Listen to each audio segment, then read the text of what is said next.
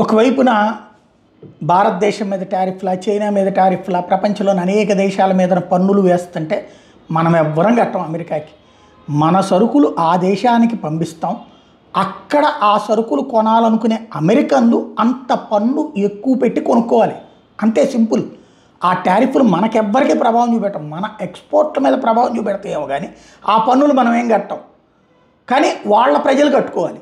దాంతో కుదేలైపోతున్నటువంటి ఆర్థిక వ్యవస్థతో సతమతమవుతుంటే ప్రజాగ్రహం పెరుగుతున్న దానికి సాక్ష్యమే ఇప్పుడు రిపబ్లికన్లు దెబ్బతిని డెమోక్రాట్లు ఘన విజయం సాధించడం, రిపబ్లికన్ ప్రాంతాలు కూడా డెమోక్రాట్స్ వశమైపోవడం, పెద్ద నాయకులు ఎవరు డెమోక్రాట్స్కి లేకపోయినా యాంటీ రిపబ్లికన్నే ప్రో డెమోక్రాట్గా మారుతున్నటువంటి సిచ్యుయేషన్.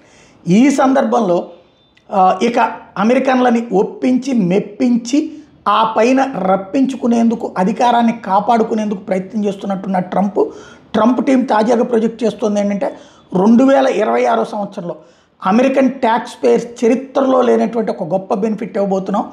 అమెరికా చరిత్రలోనే అతిపెద్దదైనటువంటి గిఫ్ట్ ఇవ్వబోతున్నాం. అంటే ఈ ట్యాక్స్ పేయర్ల నుంచి ఇప్పటిదాకా కలెక్ట్ చేసినటువంటి డబ్బుల్ని వాళ్ళకే నజరానాగా కొంత పంపిస్తారన్నమాట. అంటే జేబులో నుంచి 1000 రూపాయలు తీసుకుని, రోజుకి 1000 రూపాయలు చొప్పున తీసుకుని, ఏడాదికి 12,000 అయ్యాక ఒక 6,000 రూపాయలు చేతిలో పెడతారనమాట. అది రాబోయే రోజుల్లో అనుసరించబోయే వ్యూహం.